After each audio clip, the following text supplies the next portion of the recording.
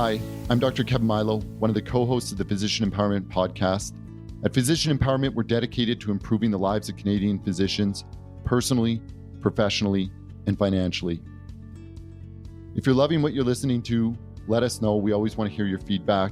Connect with us. If you want to go further, we've got outstanding programming both in person and online. So look us up. But regardless, we hope you really enjoy this episode.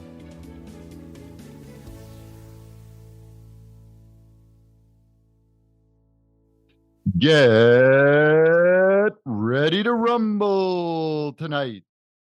On one hand of the ring, on one corner, we've got Nick Giovannetti representing T4s tonight. And on the other side of the ring, we have Simon Wong representing T5. These two wealth planners are going to go at it tonight, determining what's best for incorporated professionals to be paying themselves. And reffing this fight is the distinguished Dr. Wong Lim. So with that being said, let's let these gentlemen duke it out. All right, so welcome everyone to this WWE version of, of the Physician Empowerment Podcast. And so when you go to your accountant, so I'm going to preface it, what's the relevance, right? I don't think your accountant would give you a choice to pick a T4 path or a T5 pathway. And in fact, I think first 10, 15, 20 years of my professional career, my accountant just told me that you just do T5, right? You don't even think about T4. And somebody says, wait, I go to seminars and say, wait, there's some T4s. And over the years, I think the wind is changing. The wind is blowing different direction. And so more and more accountants are on the T4 camp, some are on T5 camp. And there's seldom a discussion. And today we have two seasoned wealth planners, and they're going to each pick one side and just duel to death, right? So here we go. So let's let Nick go first. Nick, so you are representing the personification of the T4 pathway for tax planning. So, okay, go at it. What's good about T4? All right, let's get started. Well, there's a lot of key factors that Canada Pension Plan can really be beneficial for those who collect it. Your Canada Pension Plan benefits are indexed to inflation. So as you're in retirement and you're earning an income over time, your income stream with Canada Pension Plan will follow the cost of living. So if the consumer price index goes up, 2-3%, then the following year it's going to go up 2-3%. So it maintains your purchasing power. Canada Pension Plan also has a lot of diversified benefits. A lot of people don't quite realize that there are disability benefits with Canada Pension. There's survivor benefits and a lot of post-retirement benefits that layer into that financial security that a lot of business owners and Canadians are looking for. It does give you guaranteed income. And there's a lot of risk mitigation when it comes to financial planning, knowing that predictable income stream is going to be coming in for you in retirement. So why don't we kick it off with that and see what our T5 counterpart has to say? Yeah, what do you say, Mr. Wong? So that's interesting. I think, definitely, one of the things about salary is that you get a Canadian pension plan and but the thing is you have to contribute it to it, right? As well, which means that is also an advantage potentially of dividends, is that you do not have to contribute to Canadian pension plan. And some people, again, they don't quite necessarily believe in it. They may not think that it's enough money. They may think that they can get that, take that extra money that they are paying into Canadian pension plan and do better with their own investments. So my response to that is, even though it's a strength only dependent on the person's needs and wants. And some people are not going to want to pay that extra few $1,000s every year into Canadian pension plan, and maybe they can potentially do a little bit better on their own and take that money and invest it on their own instead of paying into CPP. Okay, so now, so Simon, so while we're on that, so why T5 then? More reasons for T5. Yeah, I mean, I guess I'll start with one of the simpler ones, which is that, paying yourself dividends is a lot simpler for both your accountant and yourself compared to wages, especially if you own 100% of your corporation. You can just declare dividend and transfer that money from your company to your personal account. And there's no need to register for payroll. There's no need to remit source deductions. And on top of that, since you don't have to remit source deductions, dividends also mean there's less chance of late filing penalties, which nowadays, I think as of this year, now late filing penalties, you're being charged 10% interest rates on that, right? So huge interest rates on filing late. So it's less complicated for a new business owner if they are using T5. So with that, okay, Nick, what would you say to that? I would say those are all valid points. And along with T5 being simple, I would actually come back and say T4, I would argue, is a little bit simpler because your taxes are already remitted at source. So when you receive your salary, this is your after-tax income. You know that you can spend this money and that the tax bill has already been taken care of. And from a simplicity standpoint, when it comes to filing, whatever salary you earn in a month, it only has to be remitted online, takes a couple seconds to type in what it is on the 15th of the following month. So lots of either accountants or business owners can accomplish that quite easily and avoid those late penalties. And as well, I'd add another point when it comes to certainty. There is a peace of mind in knowing that your tax planning is being taken care of through your salary payments. Just having that certainty, because I mean, dividend taxes can change. At the end of the year, you might be surprised by how much you took out and have to find an alternative way to get that money into the taxman's hands. So you're going to end up pulling out more dividends to pay to deal with a tax bill from the previous year and end up into a bit of a vicious cycle. So to add one other good point about T4 income is earned income also gives you the opportunity to have registered savings room, right? Whether this is in the form of registered retirement savings plans, or if you want to register yourself a pension plan funded by your corporation, that type of a savings plan requires T4 income. So by paying yourself T5, you forfeit your right to have registered savings plans. Right. So then, okay, so we got the savings plan, we got the CPP, the other side, there's more flexibility. So, okay, Simon, what do you say about that? Is that true? Should we give up T5 right on the spot? Yeah. So my response to that is that, typically, and, we've had conversations about this, Wing, and I've had conversations about this with other physicians, is that a lot of accountants don't like doing that work that Nick has said. They don't want to file salary, the pay remittance, and a lot of high-level accountants will kind of tell you to take care of that yourself, unfortunately. And sometimes that may mean that you may have to find a new accountant. But on top of that, yeah, you're 100% right that obviously you get access to registered room with RSPs, IPPs. That's great. But again, one of the big benefits that I think most people, why they take dividends out, is that you do pay a much lower personal income tax rate on a dividend, potentially allowing you, if you were going to pay yourself out $100,000 of salary versus $100,000 out as a dividend, it would allow you to save more money on your personal side, pay more expenses because you are paying less personal taxes on that overall, and obviously cover other life expenses, especially on that end as well. So that is, I think, one of the most, I would say, biggest perceived benefits that most business owners and physicians do see, is that lower personal tax rate. Oh, who would hate lower personal tax rate? Come on, Nick.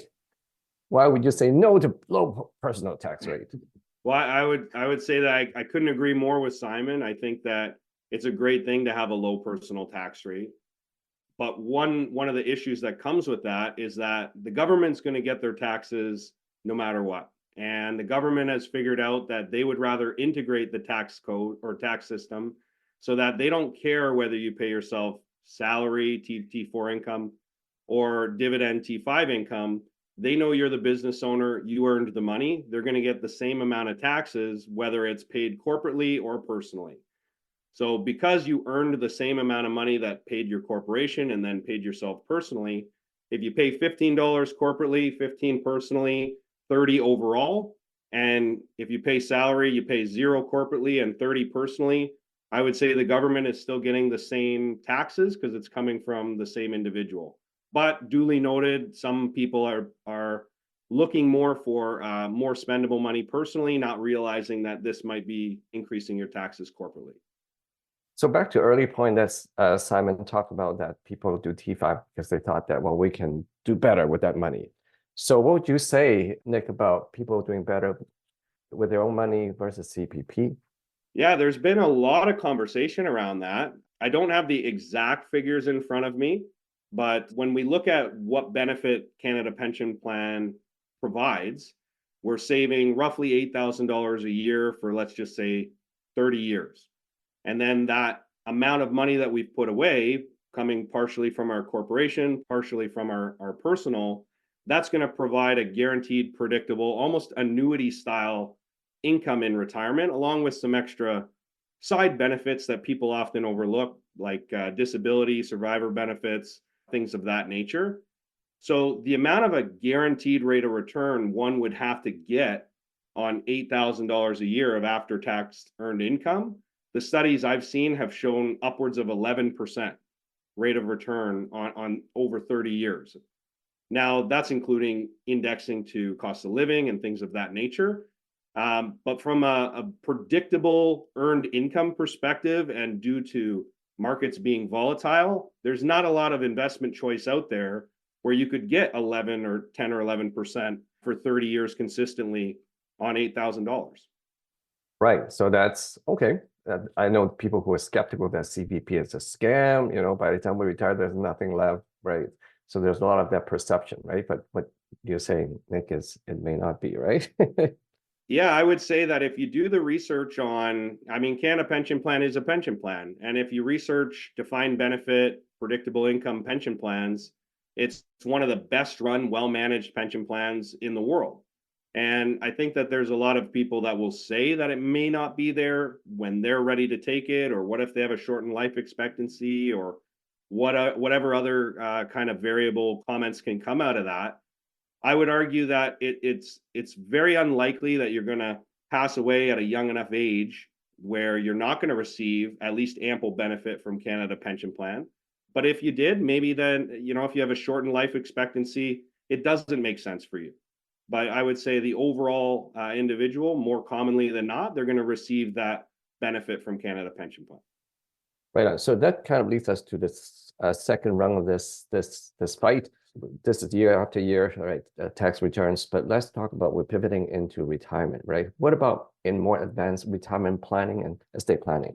So we'll go back to Simon. So is CBP the answer? Like, come on, T5. What is good about T5 for advanced tax planning and estate planning? Yeah, no, definitely. That's a really good question in terms of going into retirement. So yeah, definitely, one of the things is when a lot of people whether they're MPC or some sort of holding company as a retirement income source. When they do go into retirement, they will just convert it into a holding company and they will continue to pay money out of it.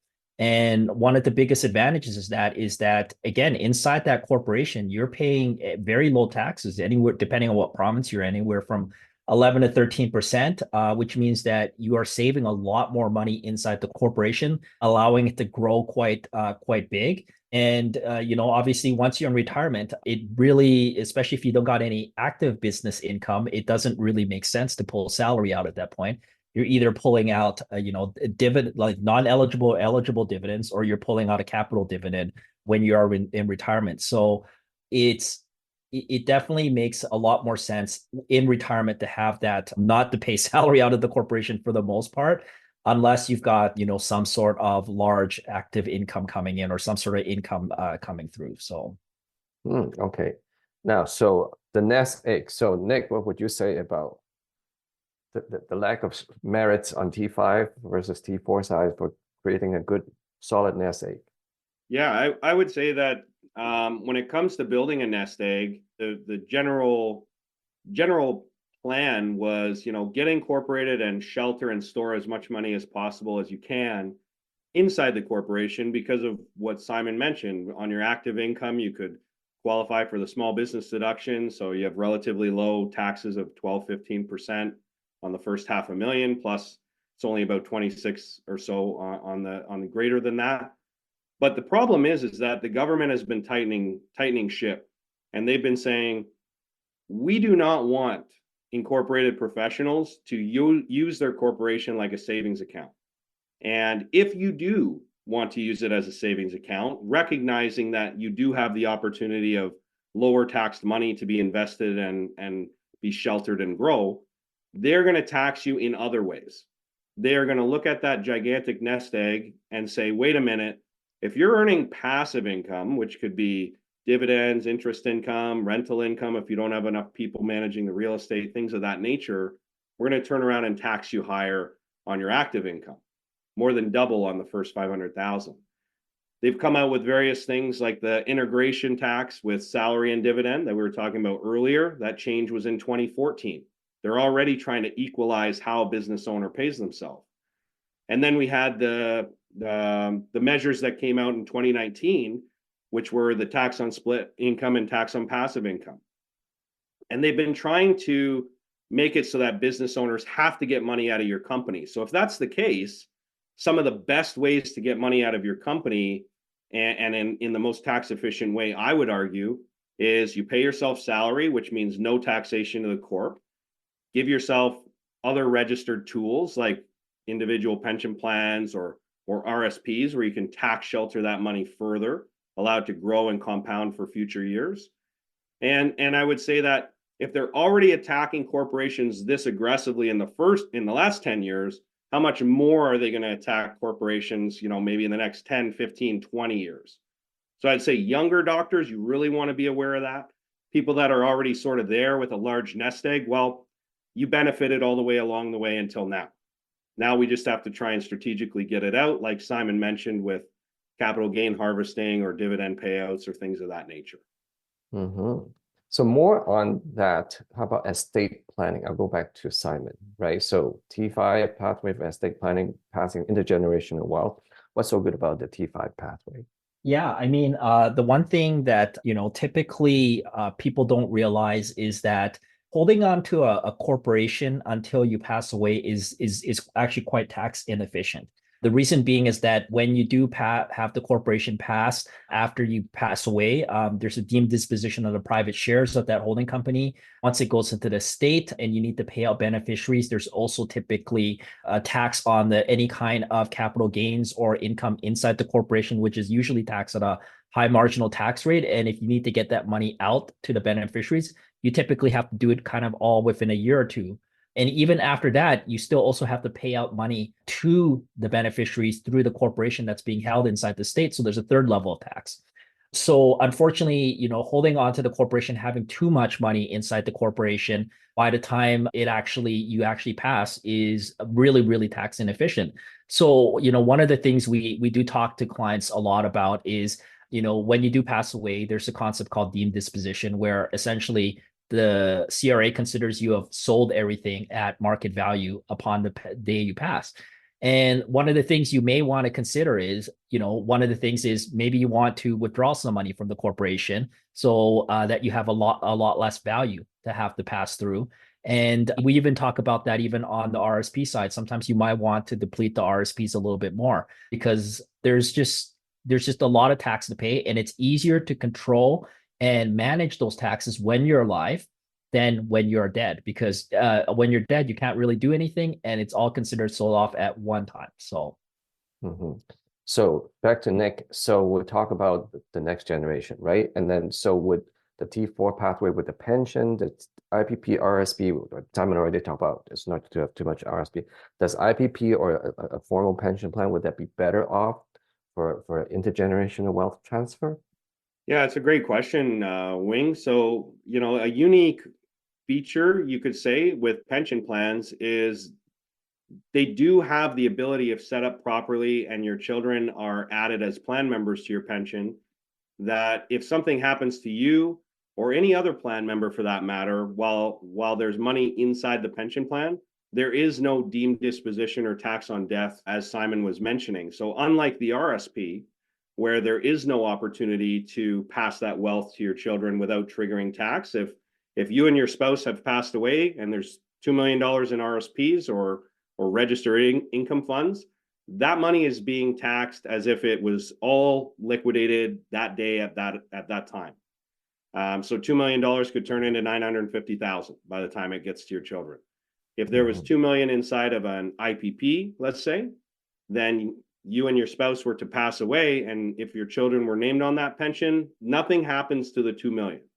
Now, that doesn't mean that it'll never be taxable. It just means they can be more strategic on how they want to pull that money out of the pension plan and be taxed at the time of liquidating the pension plan.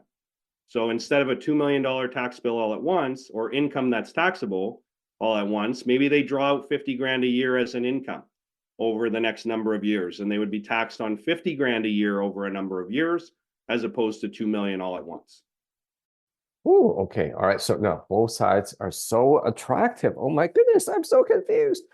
And so, okay, last round, free for all. So last go at it, Simon. Why should we go with T5? Last go at it.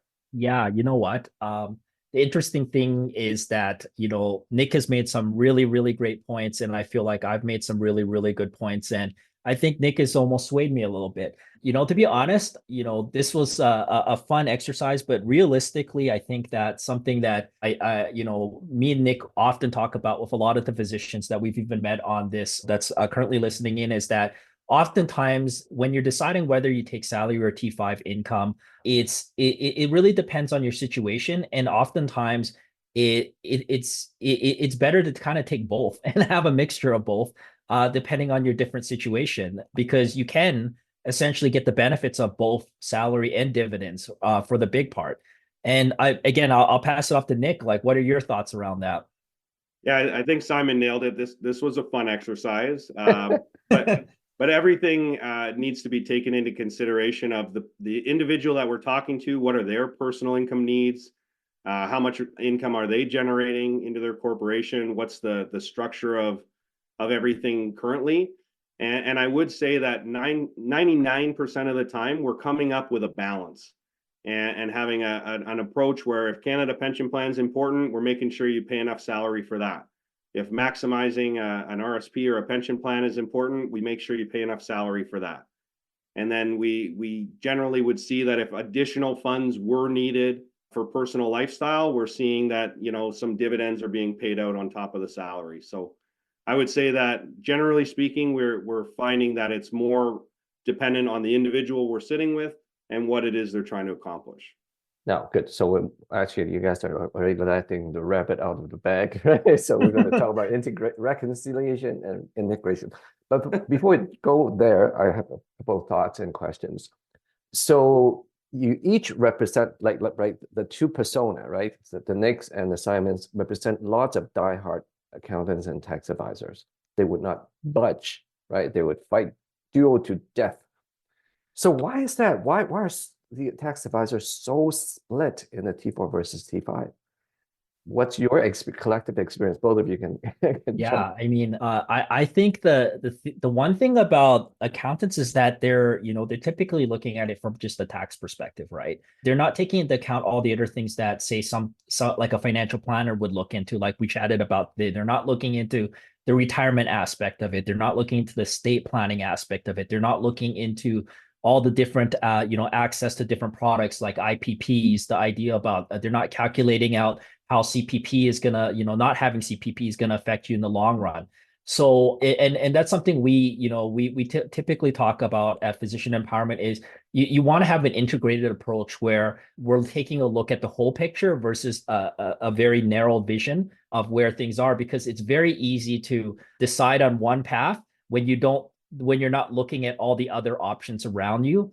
And I find that, whether that be, a tax accountant or a lawyer, even an investment advisor, sometimes at a bank, what ends up happening is they're very focused on what they know and what they're looking at. And ideally, you kind of want a balanced approach where we're going to take a look at everything and kind of have a project manager that can kind of help you ideally look at everything to ensure that everything makes sense altogether. You don't want to just look at one path to save taxes at the expense of sacrificing, some income in retirement, paying more taxes in your state 50 years from now. And I think that's one of the big reasons. But I'll pass it to Nick maybe to see. I know that there's a few reasons why accountants typically are pretty diehard, but I'll let you talk too. So. Mhm. Yeah. I mean, we've heard it all, right, Simon? We've heard accountants where every single client they have is T5, and they would tell me that they wouldn't put $1 in Canada Pension Plan if there was a gun to their head.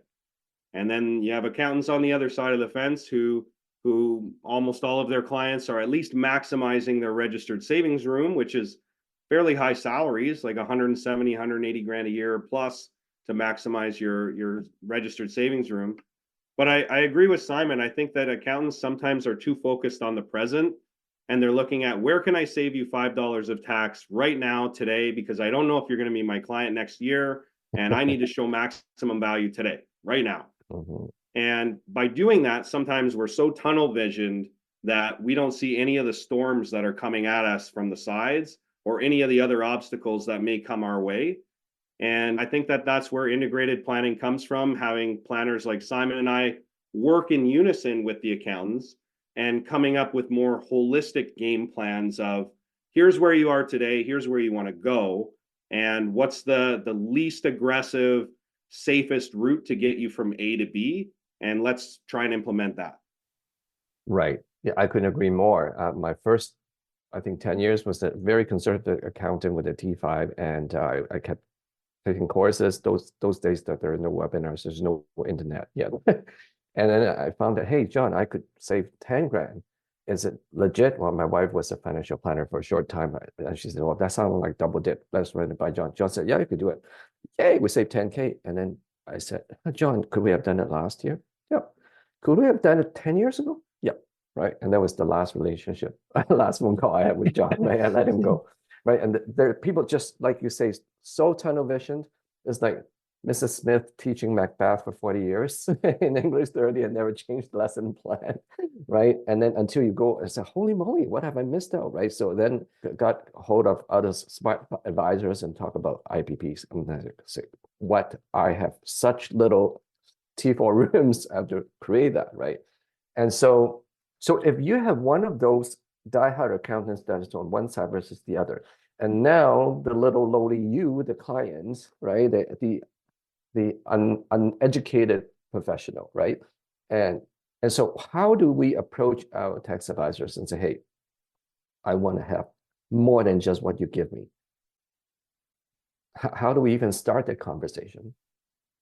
Yeah, that's a good question. I think a lot of times, especially with us, it kind of starts with a plan. I think, when we put together a plan for a client, it's a lot easier for the client to go, this is my plan. I need to, in 3 years, I'm buying a house. I need some salary income to qualify for that. I'm also looking to put, I really, I ran the numbers. I really want to put $30,000 into an IPP every year. So this is the amount of income I need, salary I need to pull. And this is, and I'm doing this because this gives me a guaranteed income.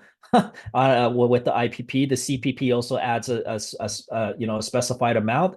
This makes me comfortable. So it's a much easier conversation with the accountant when there's a reason, and definitely when you've got some a planner kind of backing you up, and where we typically meet with the client's accountant to chat with them by saying, hey, this is what we're doing, this is why we need to do it, versus asking, if you just go to a CPA and ask him, should I take dividends or should I take salary? They're going to pick the answer where there's the path of least resistance. And you saw that with your accountant. Like, they're not there to look at everything. They're kind of trying to keep status quo for the most part.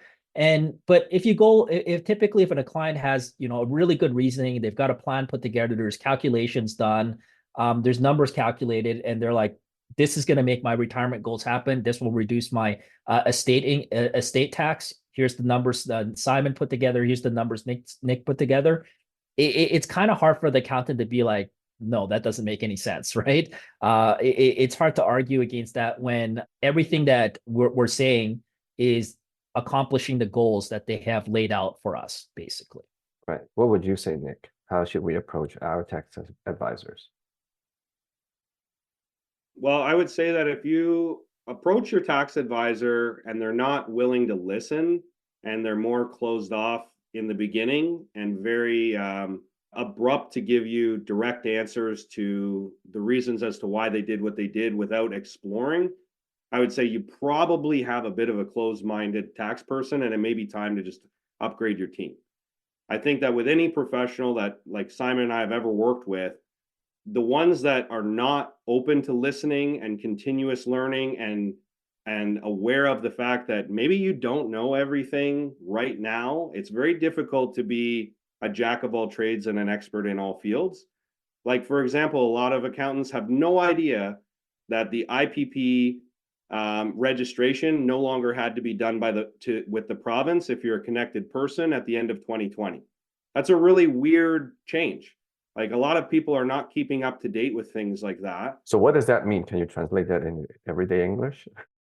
Sure. So one of the big reasons why IPPs became more lucrative, I would say, in the last couple of years is if you're a business owner and you own 10% or more of the company that is going to sponsor your pension, which I would say almost all physicians do, you own more than 10% of the shares, you have no funding liability because your pension no longer has to be registered with the province. In most provinces. Some provinces still do. I'm in Ontario. Ontario, you don't have to register with the province. That's a big change because that means now that even though I have a pension that says I got to put 50 grand in, I don't have to put the 50 grand in if I don't have it. I'm not obligated to put it in. Right. Before 2020, you had to put that money in, even if you had a bad year. And so a lot of accountants remember that. And that's why a lot of accountants are very much against IPPs, still believing that they're really restrictive, right? That was 3 years ago. So if your accountant is not willing to at least hear people out to say, hey, is there something that I maybe missed or I didn't keep up with? I think you'll know right away. And a lot of physicians have great intuition. You're going to be able to tell when you're first talking with them if they're closed-minded or open-minded. And I don't think that you're going to be as successful as you could be working with closed-minded professionals. Right. Now, I want to preface this discussions that and clarify that we're not bashing accountants, right? I work with great accountants.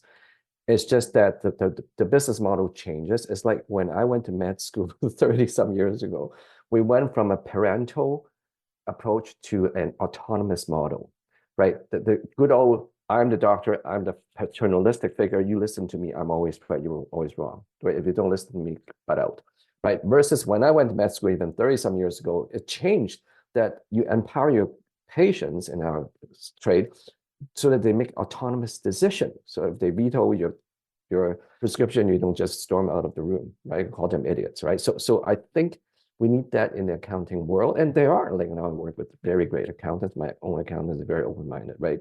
And so we're just saying that, hey, we need to be smarter, right? We need to be smarter so that we could become the autonomous decision maker, that we make informed decisions, just like we ask all patients to make, right? In any surgical or medical decisions, right?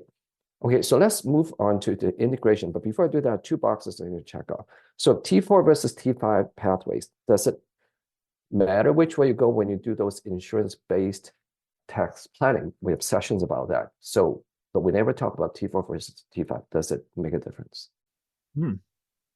I can jump in. So yeah, if you want to purchase corporately owned life insurance, for example, or personally owned life insurance, it will have no bearing on whether you can purchase those policies based on how you pay yourself. Coolio. So it doesn't matter which way you choose. You can still do that.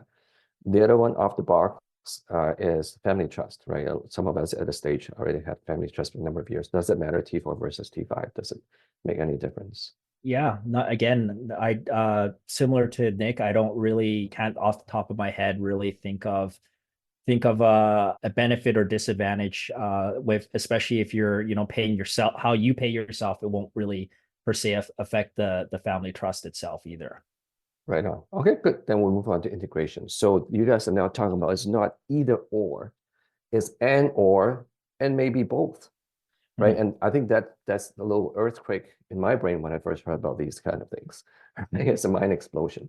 So you mean that we can actually talk to our tax advisors and say, I want both T4 and T5. I want a salary and a dividend. But can you help us digest this? Yeah, no, for sure. And we've done this before with a few of our clients where, like we said, it's really going to be all needs-based and goals-based, right? one person, might say they really just want to max out their individual pension plans because they're like, that's going to be a huge chunk of my retirement income. I also want to have a huge ability to transfer, my estate from myself to my children. And I really want to max out my IPP. And then we're like, okay, here's the maximum. You should take off salary of about what is it, like 170 something thousand now. But the physician might be like, but that's not enough money for me to live off of. I also need to pay all these additional expenses. And then we're like, okay, maybe we'll throw in some dividends at that point, right? Or another case would be, sometimes we have physicians come to us all the time. I'm looking to buy a $2 million, $3 million house. Should I start, what should I start doing here? Should I just pay for it in cash? Should I look at lending? And at that point, maybe we'll have to do some calculations to determine what the debt servicing is required to actually get that approved, and take a look at what kind of income is required. And we can work with the mortgage broker and their accountant to ensure that there is enough income to qualify them for the amount of lending that they need over the next couple of years. So I always say it's how we determine that it's going to be determined by everything from your retirement plan to your estate goals to your lifetime your lifestyle goals at this point, and even your taxes. All those things come into play. Like even something like, I'll give you another example. We had a client that was, he was making, a little bit over $700,000 inside the corp of profits, and he's like, oh man, I don't really like paying this 26% general corporate tax rate. Well, why don't we bonus you out a $200,000 of salary? We'll reduce that down to, so everything now your overall income is only $500,000 of profit. So there's so many things that actually affect how we would structure it. And again, like we said, it requires a whole team to look at this sometimes, not just a one person kind of. Ideally, not just one person's looking at it, because the solution that you're going to pick is never going to be just, you don't want just one benefit. You want all the benefits, basically, right? So You want to have the cake and eat it too. Mhm. So Nick, how do we do that? How do we have the cake and eat it too on both sides, T4 and T5? Yeah, I would say Simon said it earlier. I think the first step is to start with your overall plan, because you need to have that financial snapshot of where you're starting from. And from that starting point, start to think about where it is you're trying to be in a number of years down the road.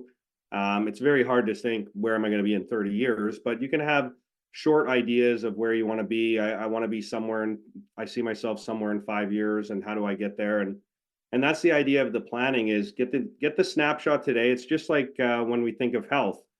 Many different people get gym memberships at different levels of fitness and different levels of health. So they are going to have a different game plan for when they're thinking nutrition, exercise, sleep, all those kinds of things. I would say your financial life is very similar to your fitness life. And I would say Simon touched on, talking about loans. Generally, lenders prefer steady salary when they're looking at loans and mortgages, and they like to see that predictable perception of a stable income, which is salary. And same thing with the tax planning. Salary is very predictable. Like it's remitted at source. It's not a lot of extra work. I even do that with my own corporation, have salary and remit it. A lot of accountants do it. It's this type of service is available for $2,500 a month. It's not make or break it. Even banks do it. Yeah, banks could yeah. do it. Right? Yeah, Okay. I can log into TD and remit my tax once a month on the 15th, or set it up to be automatic. Like you can just remit it, plug it in, and it'll automatically come out when it's supposed to. But generally speaking, you should have somebody on your team maybe take care of that, like some kind of bookkeeping service, or your accountant. But I would say the right balance is beyond the snapshot. It's a lot of conversation. Like who you're working with need to know where you're trying to go. Not everyone's trying to play in the NHL. Some guys want to play pickup hockey in a beer league. So Right. when we're fitting you for equipment, we're going to have different conversations. And I think that it's the same in finance. Yeah, I think more fundamental of that is, do we know what we want, right? If we don't even know where we're going, right? Somebody once says, if you don't know where you're going, maybe you have arrived. You know, you don't even have a goal, right? And you don't know where to go, right? So, and that's why we do sessions like this. So thank you again, Nick and Simon, for this wonderful match between a T4 and T5. And so I'm going to advertise for the masterclass in 2 weeks, and we're going to do more deep dive into actually how this all fit into the actual advanced tax planning. So Nick and Simon come back in a more detailed session. So if you guys haven't registered, make sure you register for the class, masterclass. And yes, and okay, so we'll close off the formal session of this. And thank you again. Thank you so much for listening to the Physician Empowerment Podcast. If you're ready to take those next steps in transforming your practice, finances, or personal well-being, then come and join us at physempowerment.ca, PHYS empowerment.ca, to learn more about how we can help. If today's episode resonated with you, I'd really appreciate it if you would share our podcast with a colleague or friend, and head over to Apple Podcasts to give us a 5-star rating and review. If you've got feedback, questions, or suggestions for future episode topics, we'd love to hear from you. If you want to join us and be interviewed and share some of your story, we'd absolutely love that as well. Please send me an email at kmilo@physempowerment.ca. Thank you again for listening.